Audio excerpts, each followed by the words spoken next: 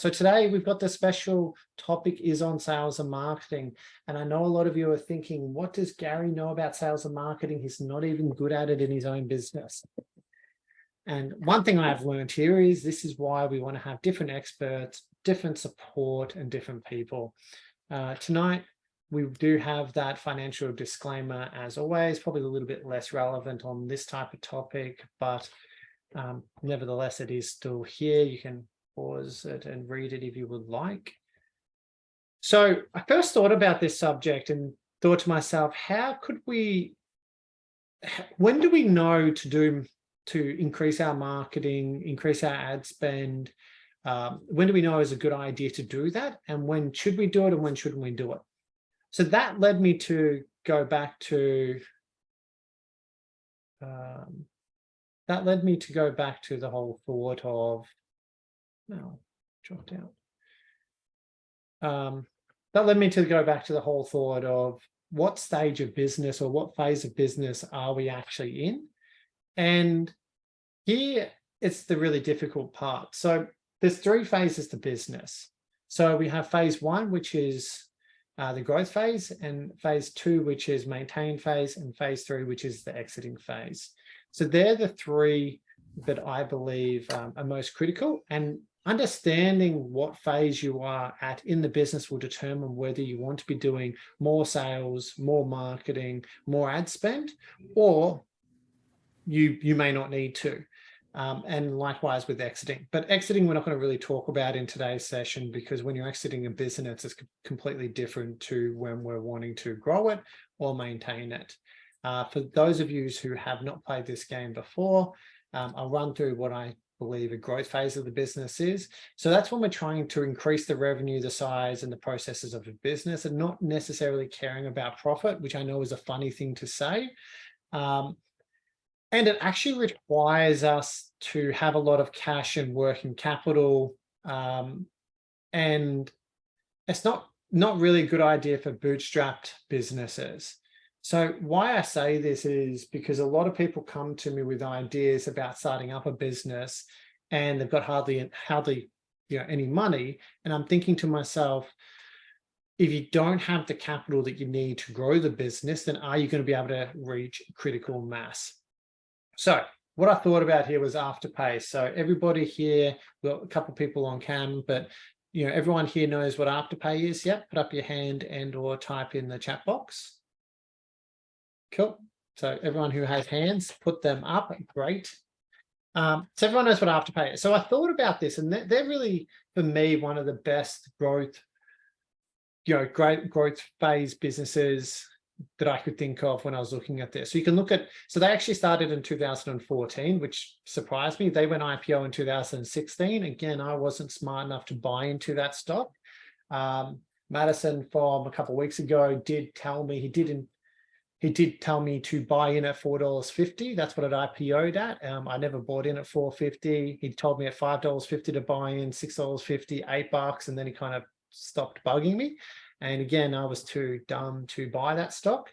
It was all the way up until I think it was $28 or $28.50 when I finally decided that I was smart enough to buy into the stock, and I sold around $80.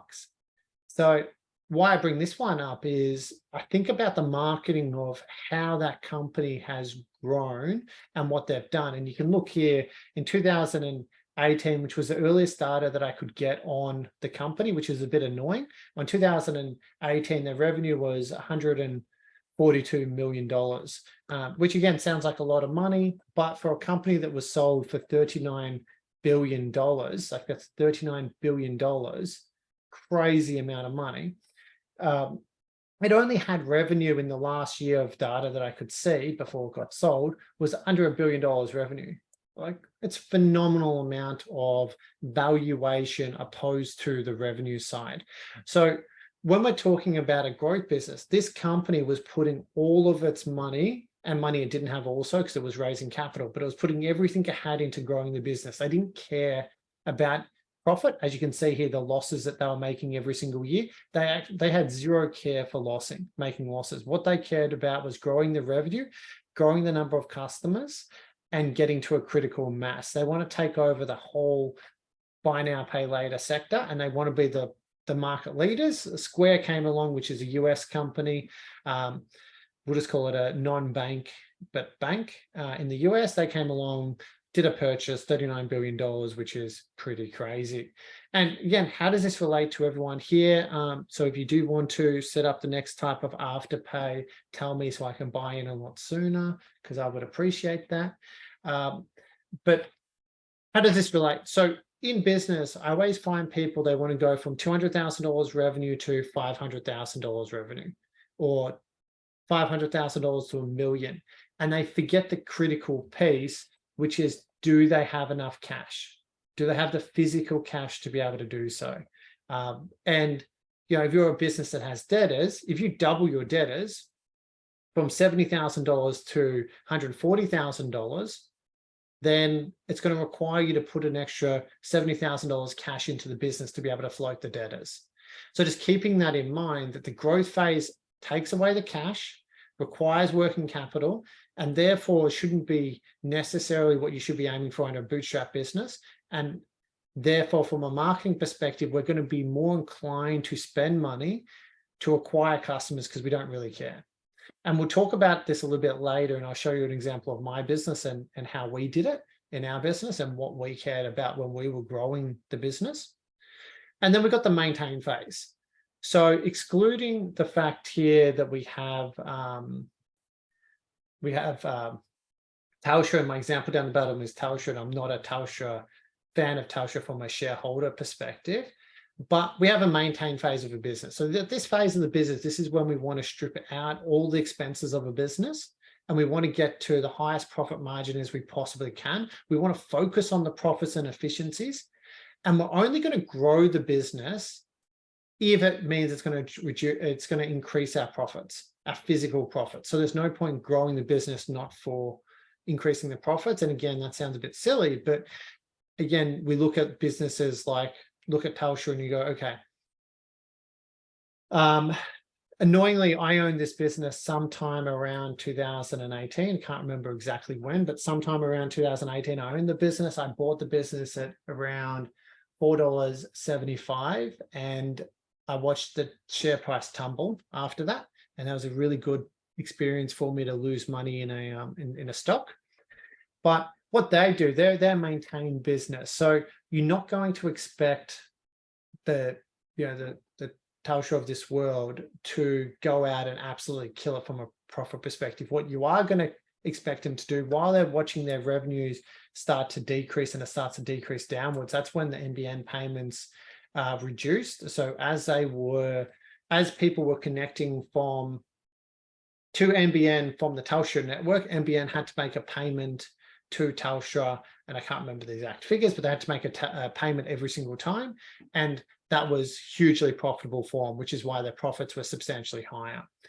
And what we end up finding now, when they're in that maintain phase, all they're going to do is they're going to do consistent revenue, and the only thing that they can do is cut their costs. So as their margins are getting squeezed, as they're no longer using the Telstra network for the internet, they've got to try to get cost savings somewhere else, and they're just going to be in the maintain phase. They're not going to go out and try to become a $100 billion turnover company, because it's not in their nature. What they are trying to do is generate a meaningful profit. Now, from a marketing perspective, you'll see Telstra all over the place. It's one of the biggest companies that we have in Australia from a marketing point of view, and how much money they spend on marketing. So what I've done here for everyone is I thought about this, and I thought to myself, what is their profit margin? So the black is profit, yellow is revenue. So the profit margin each year. So in 2018, we're talking it's 12.8%. Then in 2019, 7.6%. And in 2020, 6.9%. 21, 22, 7.7%. And why this is important from a marketing perspective is, how much money are we willing to spend to acquire a customer? And how much money are we willing to invest in our brand? And this is where this maintain phase comes into it. So we think everyone has a phone bill here. I'm certain every single person has a Telstra, Optus, Vodafone. They're the three major ones. Am I missing anyone that some other network that someone has? No, probably not. So everyone has a contract. So say we're all paying, say, $100 a month, right? And we do that for 12 months. And we do that for, I don't know, 3 years before we seriously consider a competitor. So we may be willing to spend with the one contract $3,600. That's the lifetime value of me as a customer. I've been with Optus now for maybe 15, 16, 17 years. So the lifetime value for Optus would be ridiculous on that client acquisition. But let's say it's $3,600. So if you're going to get that over a 3-year period and your profits are around that 7 to 7.5%, then you've got to have a think about how much money are you willing to invest in acquiring the new customers, whether they're at lifetime value $3,600 or whether they're a once-off customer. And that's where the maintain phase is completely different from a marketing and ad spend than what it is from a growth phase. So again, growth phase, we're less caring. Maintain phase, we need to make sure that we're going to achieve a higher return on investment than what we're spending. So what we're going to do is we're going to come back to this a little bit later, but I want you to be thinking about just that your phone contract, you spend $3,600 over a 3-year period on your phone. How much money are you willing to spend in your business to acquire that type of customer? And then we want to be thinking right now, the most important bit is, so everyone here is either in business, thinking about going to business, creating a new product or business. And really it's like, what is the first thing we need to do?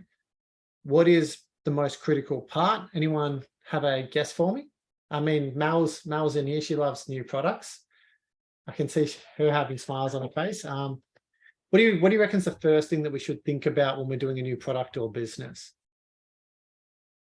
when it comes to marketing? No, that's cool. So for me, what I think about is what is the minimum viable product? So what's the least amount of effort that I can put in, the least amount of money that I can put in, least amount of energy, so I can test if it's actually going to be fit for purpose for the market. So I don't want to be spending, the next 6 months of my life trying to build a AI accounting firm and get rid of the person-to-person contact. It's all web-based, and maybe it works and maybe it doesn't. Maybe people love dealing with people and don't want to deal with robots. No idea. But I'm thinking about what is the most minimum viable product, what is the least amount of time, energy, money I can spend. And when it comes down to marketing, do I have a website? Do I do branding? Do I do business cards? Do I build it on word of mouth, family, friends, SEO, ads? And again, Prosper's going to be talking about next week about some of this stuff. And he's an actual marketing person where I'm not. So it'll be interesting to see the contrast in his presentation. But for me, it's like, what is the least amount of spend can I do in the space of marketing before I'm going to really pull the trigger on it? And, you guys will all know that we have an amazing brand. So the Hatcher brand is quite amazing, but there was technically 3 other brands prior to us having the Hatcher brand. So the question is, how important is branding? And again, Prosper is going to be like, Gary, please shut up. But for me, I always look at the branding aspect of going, is it the most important part of a business in a growth phase business, a maintain phase? Maybe more so maintain phase than it is the growth phase. Maybe the branding of your business, if we look at, like, for example, Baker's Delight, you walk into Baker's Delight and everyone knows what Baker's Delight is. So you're going to pick that over a competitor who was down the road, generally speaking, because it's got a great brand. Same as when you drive past or you can see a McDonald's sign, you're going to stop at McDonald's. if you like McDonald's opposed to some random burger place. I love burgers, so I'm going to probably stop at the random burger place and get really upset if the burgers taste like shit. But when it comes to the new product, the new business, or the new concept that you have, how important is the branding? And it all comes back down to what industry you're in, and it comes back down to how you're going to get clients. So if we go and we look at one of my businesses, the accounting firm, and you think about, so some of you on here, maybe half of you on here will know the H&B brand, and the other half will know the Hatcher brand. But the H&B brand, we invested probably more time than we did money on building that brand, so more personal relationship side of stuff. And the Hatcher brand is obviously a lot more marketing, design, and thought gone into that brand, and it's been designed in a certain way. And I mean, the question is, was it worth the investment that we do? Is it going to add value for the future? Is it an asset now that is saleable? And should we have done that? Should we continue to do that? Is there ways that we can enhance the value of our business by doing it? Again, for the people in here that have mature businesses that are in the maintain phase, these are all questions that I've been thinking about, and I know that you guys probably have as well. So let's look at really what's happened in our business and our numbers and our facts. And we go to H&B. So H&B, the way we value accounting firms is quite simple. So prior to swapping over to Hatcher, the valuation is probably around that $2.5 million before we really cared about branding. Then we invested around that $120,000 to $150,000 in branding for Hatcher, and about 12 months. A lot of time and energy went into that rebranding side of things. And now I want you to all play the game at home is from just the exact same valuation method. So the same method that I use to value H&B, we'll use to value Hatcher. And anyone want to have a guess of, it's only been 12 months or close enough to 12 months. Does anyone want to have a guess at the value of Hatcher now compared to H&B after spending that money on marketing, spending that money on branding? You can either talk or type in. Don't think maybe Clyde might know the actual answer, but I don't know anyone else would. Ooh. 5, no way. Double, no. So Sean's right. So it's 3 million. So by doing the branding in the accounting space, it doesn't, we're using the same method of valuation, it wouldn't actually change the valuation whatsoever. So when you're walking down the road and you see some random, and because we're on record, I'll be mindful of what I say, but if we see some random small, 1970 type of accounting firm, that would get the same valuation method as what mine would be. When I went on, when I go on TV at the moment for the new property show, the people there, they're always commenting to me, the different people that I'm meeting in the networking side, they're always commenting on how amazing the Hatcher brand is and how all that stuff is. And like my ego gets a massive boost. And does it help me to land new clients? Absolutely. Does it help me to land new team members? Most likely. And do I like to hear nice glowing references about our branding? Yes. But when we look at the raw numbers of the valuation side of things, does it increase the valuation? And I would say if I tried to sell the business today, that it would be around that $3 million valuation, regardless of the branding. It might be easy to find a buyer, but in accounting space right now, there is 4 buyers for every 1 seller. So again, does it really matter in my space? Probably no, not so much, because it is that personal relationship. And that's where it comes back down to it and going, well, over the years, you guys have seen me, I've done a lot of marketing, some would say. I've done a lot of, speaking. I'm quite personable, and that probably has more to do with the growth of the business than the branding and the ad spend. And this is where the best way to generate revenue by far is from a referral, the power of referral. So if you look at, so I went back and I had a look at this one. So this is actual data up to today's date. So not to the end of the financial year because it hasn't finished, but I've done around that $12 million worth of collective revenue over that time. And then over that time, we spent $273,000 on branding plus marketing plus ads plus whatever you want to put in that marketing cap. That doesn't include wages for anyone who does marketing in an organization, but just from a purely external perspective, that's 2.22% of our overall revenue, which was, I was actually surprised at that number. I thought it was going to be lower, but that's what it is. So I did hear from some marketing people recently that the spend should be around that 5%. So I was intrigued at that. So I'm probably under my quota of where it should be. And this then goes back to, are you in a maintain phase of business or growth phase of business? And now we've got the steel business. So I want to direct your attention to something Abby prepared earlier, which she doesn't know she did, but she did. And this actually surprised me because one, I didn't know my steel business had a website. So hats off to you, Abby. And two, I don't know if it changes, if it's going to help us, if it helps us to win clients, I've got no idea. But I actually assumed that we were doing 100 to 150 grand revenue per month with no website. We do have business cards. My brother does have business cards, no website or anything like that. But to my surprise, we do have a website.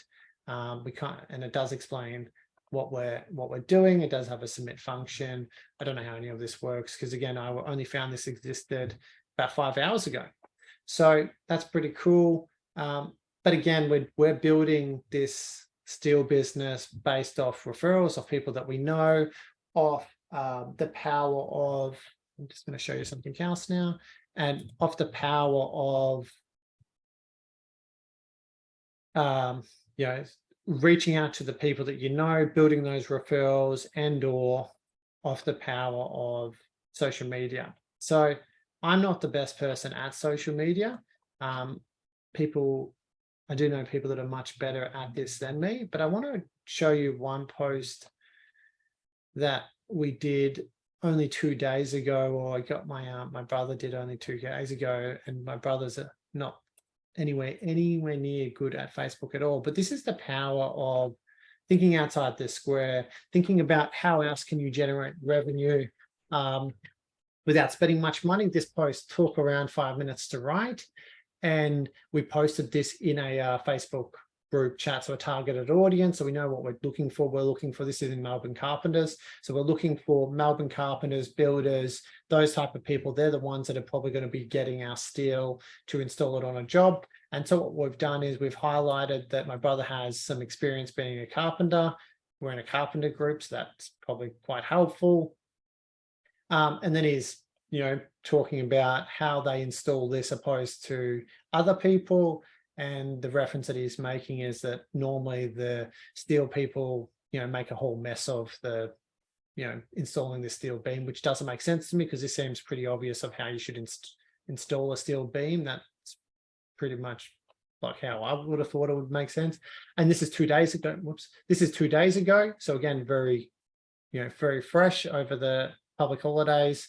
Had 80 people like it, 36 people comment on it, and out of that, 21 builders have sent in plans to, could we do pricing off plans? So the 21 builders have sent in plans to do pricing for them. Again, cost us nothing, $0, 21 potential clients. I've got no idea what the value of that is because it is only a couple of days old. But you're probably looking at, even if it was, 15 grand, 20 grand per job, which is quite a small steel job, that could be a potential, 400, 500K worth of potential quotes that go out. And, mathematically, you're probably going to win. You're probably going to win a good percentage of them if your pricing's right. So it doesn't mean when we go back to branding, when we go back to marketing, we don't have to be spending large sums of money. It could just mean looking out and looking at what what Facebook groups are out there to be getting in front of, which then is, which is free marketing. So again, in the steel business, Abby can correct me if I am wrong, but as far as I'm aware, we've spent $0 in marketing besides her lovely support and assistance. And we're doing around that 150K per month in revenue at the moment. And we've only been in operations for 6 months because it's really that relationship focused type of business rather than the marketing side. So then it goes back to selling. I don't know if this is just an example. Oh, hi, Sarah and Blake. Then we go back to the actual art of selling. So if we have 21 people, 21 builders that have reached out to us and said, hey, guys, can you please price up this job? It goes back to selling. And some of you will be like, but Gary, I don't even really sell products. I don't have to sell products. What is that? And I tell my team all the time, I'm like, it depends. Do you have a sibling? Do you have children? Do you have team members? Do you have potential team members, clients, potential clients, suppliers, partners? Selling is one of the most important arts in life. Whether you run a business or don't run a business, you still have to sell every single day, every single transaction, every single conversation. You're either putting forward your agenda or you're not. And some people might say I'm good at arguing, I'm good at debating, or I'm good at speaking. Someone said to me, I'm very good at talking, and I don't know if to take that as a compliment or not. Again, in the chat box, you can tell me that's a compliment.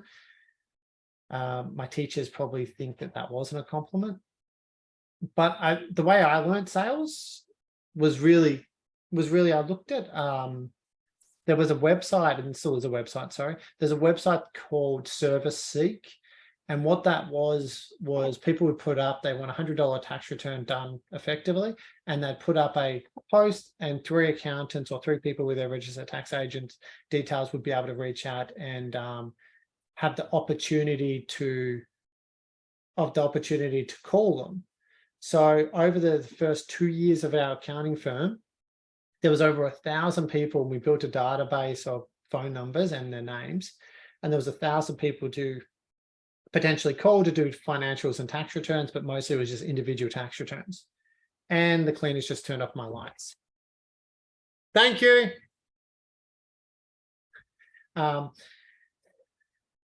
So what I did was, the first couple of calls, you're all nervous, you get on the phone, you call up the person, you might spend 5, 10, 20 minutes, get off the call, and you wonder what the hell went right or wrong then. I never did any sales training. I never read any books or listened to any audio books on sales. All I could do is just learn from doing those sales calls. And now in the organization, I would probably say 95, 96% of the new clients that come on board Hatcher would be because I've spoken to them and that I've done that process. And the team we have 30 team members. So it's not that I'm in the sales role, because I'm not the only person in that role, but I'm the person that has the most exposure to it. And what you need to be thinking when you're doing sales, you're either going to be good at sales or you're not going to be good at it. And if you're not good at it, if you're not personable, if you're not that way inclined, then maybe you should look at either doing a crash course in sales by doing 1,000 sales calls, over a year or something. Find an industry that you're able to do that in. And a lot of people reference and it must be because it's a big thing in the US, but I don't think it's big in Australia, like being a Xerox salesperson or a photocopy salesperson, printer salesperson. Maybe I'm too young to have really experienced that. We won't pick on anyone who's a bit older than me that might have more experience with those type of salespeople coming to their organizations. But it's looking back and going, what can we do, or what can you guys take from the sales process, and thinking, well, what were the number one things that got me through, or the best key points that I got was always a win-win situation. So everything that I do, whether I'm doing accounting, buying properties, selling properties, doing any type of consulting work, what I'm after is actually a win-win. I want both parties, me and the other party, to feel like we've both won something. If it's just me winning, then it's got to be very highly transactable, and and it's got to be not an issue to my reputation, like me selling a house. I don't mind winning that deal. I want to win when I sell a house, or I want to win when I buy a house.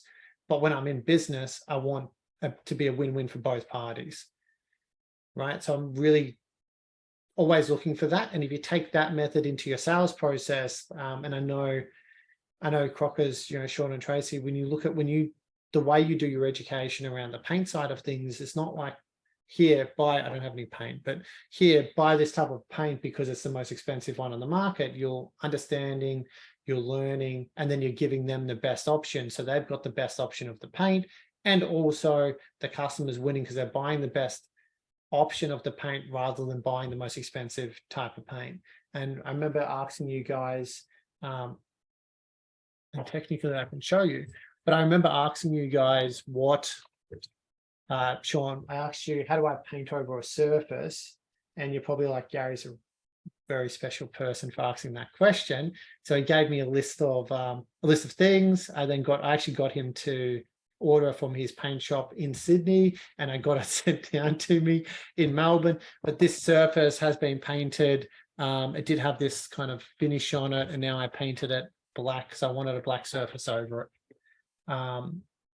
So that's how, but it was a win-win. I'm not too sure what the margins would have been on selling me that type of stuff. It's irrelevant because I got to win out of that conversation because I, one, got what I needed, two, got the learnings I needed. And he even made me a list of, in order, what I had to do to paint the surface, etc. And then going back to a know, like, and trust, I knew Sean, I liked him, and I trust him, so I'm going to be more inclined to buy from him, regardless of, probably shouldn't say this, but regardless of the price, I would have done it anyway, because I knew him, I liked him, and I trusted that he's going to have my best at heart. And then, so to get that, so if you're on a phone call with someone for 15 minutes, 20 minutes, 30 minutes, couple hours, it depends on what the situation is, you've got to, one, get to know them, or, get some personal conversations going. You've got to really understand what they are and how they operate, or what they're looking for. You've got to like them, and I think they've got to like you, and you've got to build that two-way trust. They're really what I look forward to when I'm doing my sales part. When I've got to do sales, I really don't want to do too many sales these days, but when I have to do the sales, that's really what I'm trying to do. I'm trying to get to know someone.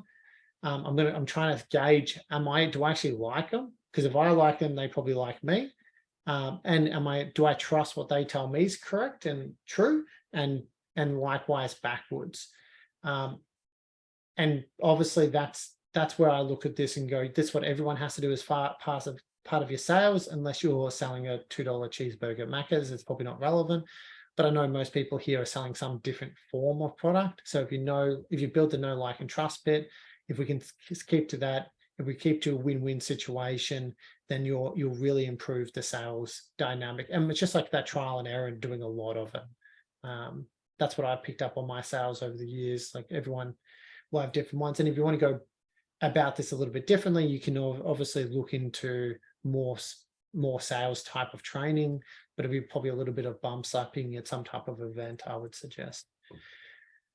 And, fundamentally, what do you think, like, if we go back to, actually, if we jump all the way back to the accounting firm and you think about where Hatcher brand is, and some of you will know, where is it at the moment? Are we in a growth phase of the business, or are we in a maintain phase of the business? Does anyone want to have a guess for me? Anyone guess? So we're at Hatcher brand. Are we in the maintain phase or growth phase?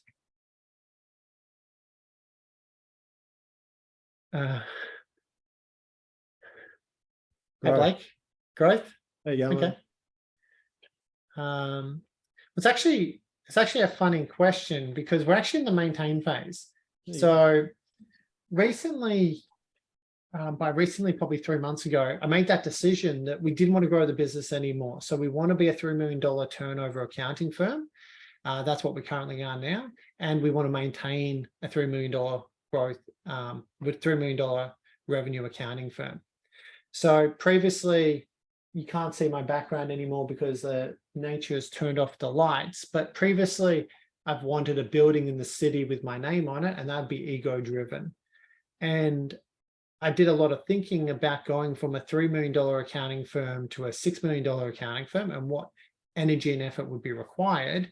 And that helped me then determine that I didn't want to employ another 30 team members. I didn't want to, take on another 500, 600 clients. I'm very comfortable with the people that I know already, and I don't really want to expand that out. Unless I lose someone, then I'm happy to bring someone in.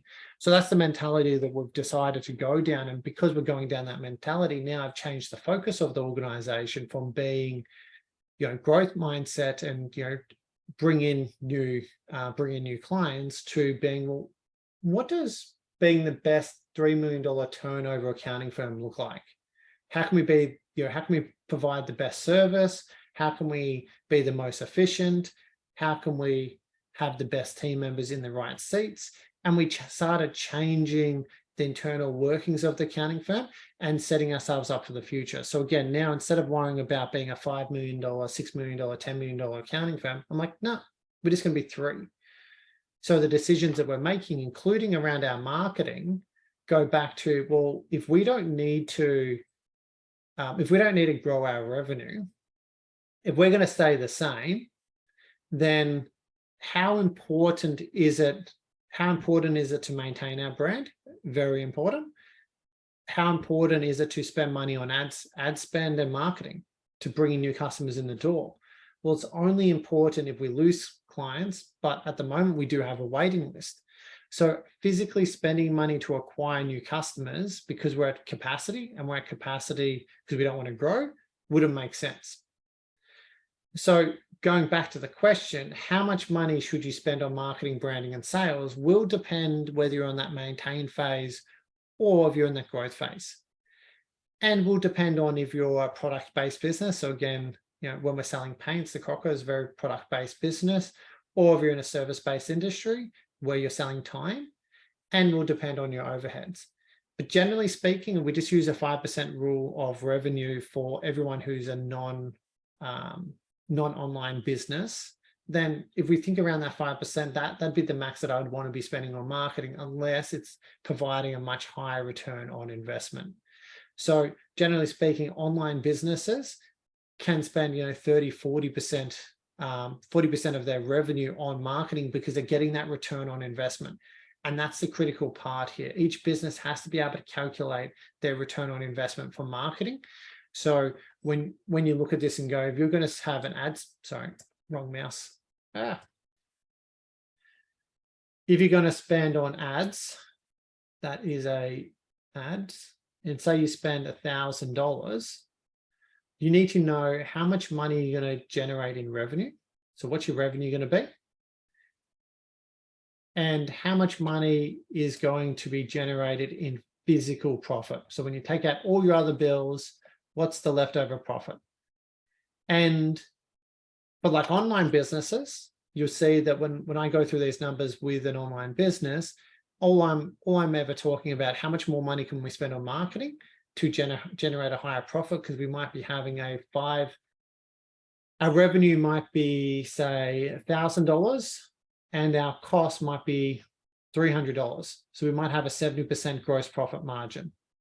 And if we have a 70% gross profit margin, or something really high, like a 70% one, then we're willing to spend 30, 40, 50% on marketing to generate more sales because our gross profit is going to be so high. But in our steel business, our gross profit margin is, right now, it's actually not as high as what I want it to be, but right now it's sitting at that, 17, 18%. And then we've got our overheads after that. So we're not willing to spend very much money at the moment in that, unless we're able to get our gross profit higher. So each business has to take into consideration their gross profit. And in our service-based industry, you should have around that 25 to 30% profit, which means that if you're not at capacity, then you should be spending money on marketing or some type of branding, marketing, ad spend strategy to increase your capacity to get you up to max capacity as soon as practical. Because generally speaking, in service-based businesses, you can afford to invest in that. And it could just be time, like I did on that Facebook page. It cost me 5 minutes of time, 10 minutes of time to organize that post, and potentially generates us, hundreds of thousands of dollars in revenue. So each business will be different on how much you should spend. So when we do the meetings, when you guys speak to me about that, I can happily go through how much you're spending at the moment on marketing and break that down from a return on investment perspective, and we can discuss that. But each business should have a real good understanding on what they're willing to spend on marketing, branding, and the sales component. If you've got sales commissions, if you're paying people as consultants to make sales for you, might be paying 10% of revenue, 20% of revenue, but you might find that they're taking more profit from that than you are as the business owner. So each business has to be very critical of how much money we're spending on branding, marketing, and sales. Then, going back to it, how do we determine if it's successful? So for me, it's really simple. All I care about is return on investment. So we looked at my, before I said that Hatch Advisory, collectively, we've done $12 million worth of turnover over the last 8 years, I think it is. So therefore, we've got a high retention rate of clients. Just looking around, everyone here that I know here has been with us for a period of time, and obviously I hope you guys are with us for the future too. But if you've got a high retention of clients, if you can retain the clients, and you're more likely to want to spend more money because you've got that higher lifetime value of the client. You need to understand your capacity. Like I was saying before, we're at capacity. We want to be a $3 million turnover accounting firm. We are $3 million turnover. So there's very little point in increasing our marketing and enhancing our branding if we're already at our capacity. And if we as business owners don't want to increase our capacity, then we should be pulling back on those areas that are going to give us more opportunities or more clients, because what's the point? So if we just think about it very simply, if you're spending, say, $10,000 per month on marketing and ads, how much money is that going to generate you in sales? And each business would be different. So some businesses might be 3xing that, 5xing it, and the most I've ever seen is 8xing. Sometimes you kind of fluke it with ad campaigns, and sometimes there's a ceiling. So again, Prosper will know this, or he may share this next week, so I don't want to steal his thunder and glory.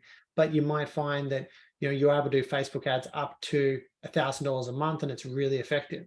But once you go over that $1,000 a month, maybe it's a diminishing return, and you don't get as high return on investment as you otherwise would be. So that actual strategy is really critical, and understanding how much money can you spend on ads on what platform: Facebook, LinkedIn, TV ads, radio ads, all of the different avenues, because each of them will have a capacity where you can only do a certain dollar figure. And once you go over that dollar figure, there's no additional return on investment, which means that there's a ceiling for it. We have clients that do TV ads. We have clients that do radio ads, obviously, social media type of stuff. And each of them, every single time I, have a talk to them, I talk to about the different numbers, and each of them tell me there's caps that you can spend in each of the different markets.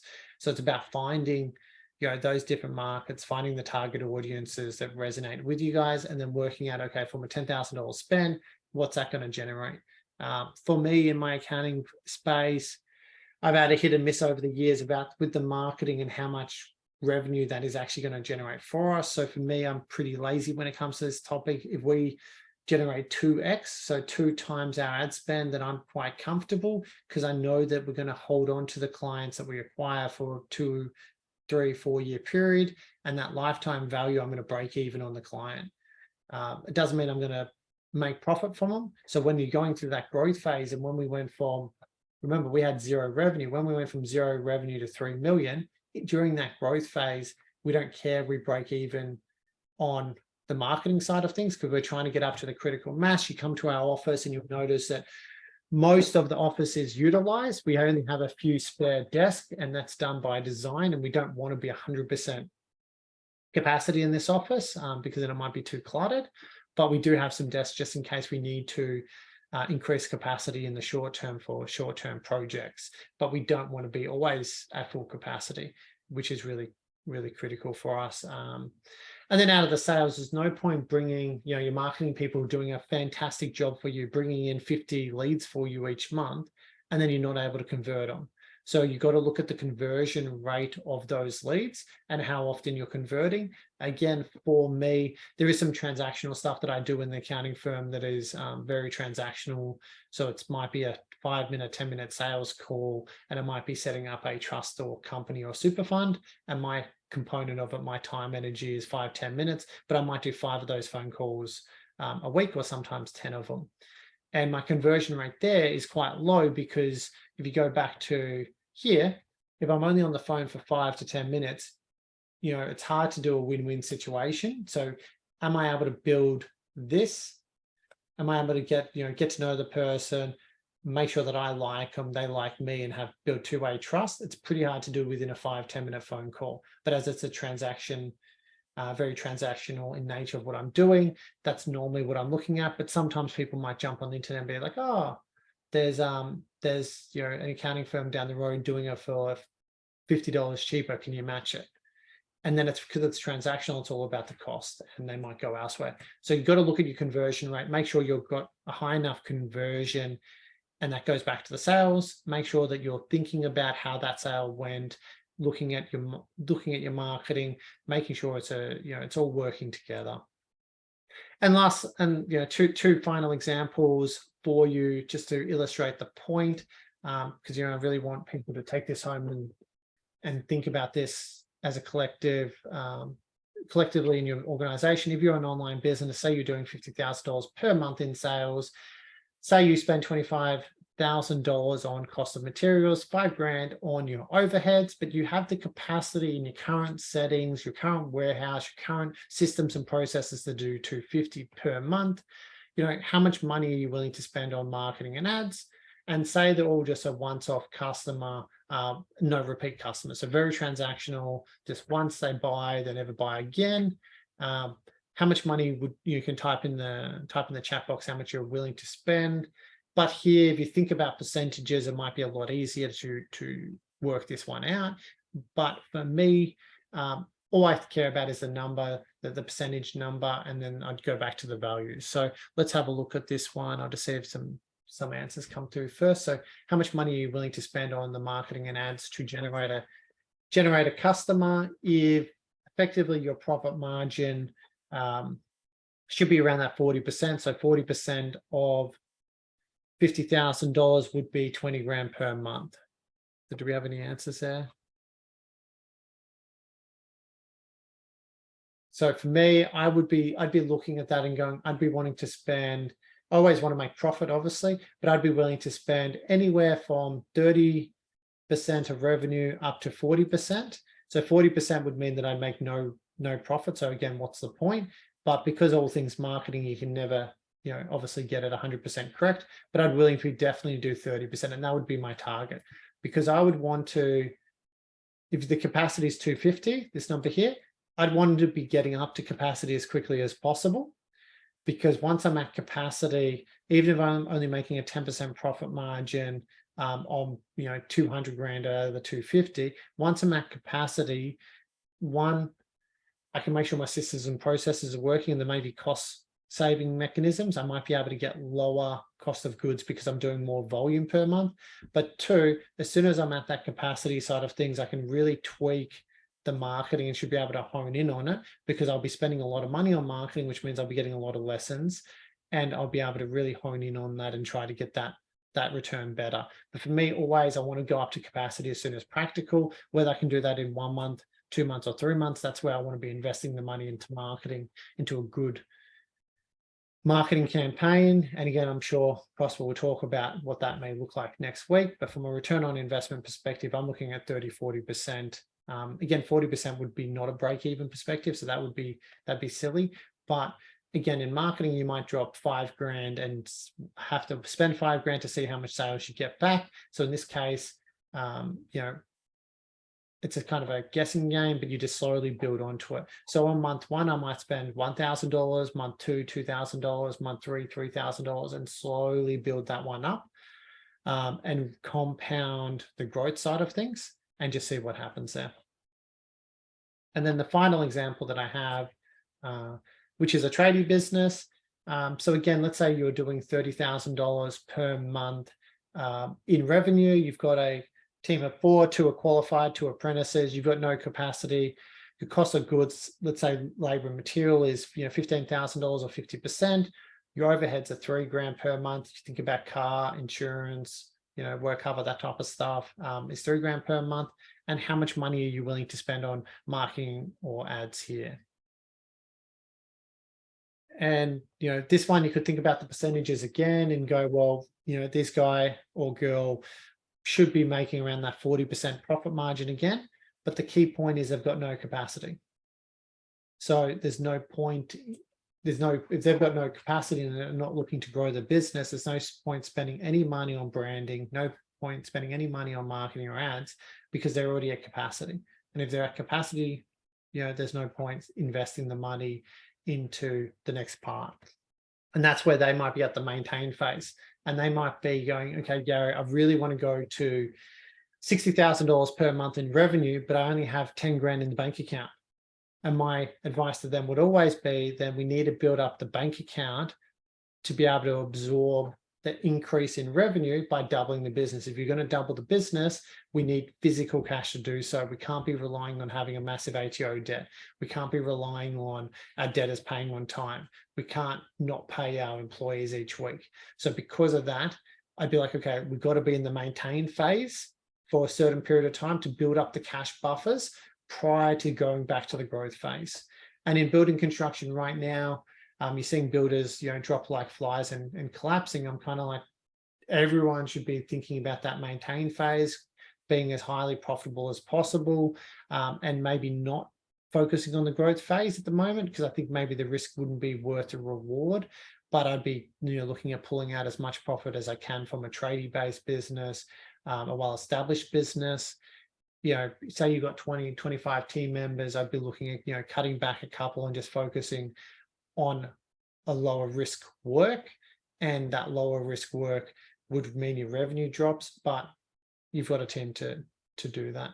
So what I want everyone to be really critical about: are you in growth phase? Are you in maintain phase? Each of them have a different outcome for you when it comes to marketing, sales, and branding. And based on that, you'd have a different direction. Anyway, so that's all I have for today. Like always, we'll hang around a little bit. I'll turn off the recording. We'll hang around. I'll answer some questions. Next week, we do have Prosper. He's going to go through in so much more detail about the marketing and sales process. He's a wealth of information. I'm very excited to have him present next week. And obviously, I look forward to him doing that. And, you guys will get a lot out of that one. And it will be on record for everyone else that watches it on record. And I think there is